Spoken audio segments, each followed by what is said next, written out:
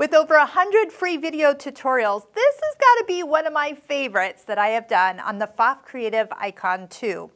And when I learned this was a game changer. So when you are on a straight stitch on the Pfaff machines, traditionally when you open up Edit Stitch, you will find that you can change the stitch length in increments of 1/2 millimeter. Now that doesn't sound huge, it actually sounds quite small, but in the world of piecing, I like an increment that is between 2 and 2.5, and I do not have that when I'm on the normal straight stitch. But if you move over to the quilting menu, choose stitch number 1, open up your settings so you can see the length. It will start at 2.5, but if you touch the minus, you will notice the increments will change in 1/10 of a millimeter amounts. Yay! And my preference is 2.3. Now, I know that doesn't sound like a big difference, but 2 is small and sometimes hard for me to take out when I've made mistakes.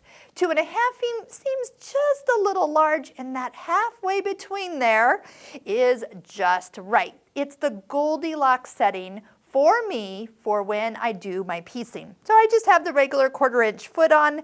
I am kind of making sure my fabric doesn't come out from under the foot, so I can get a nice scant 1/4 inch.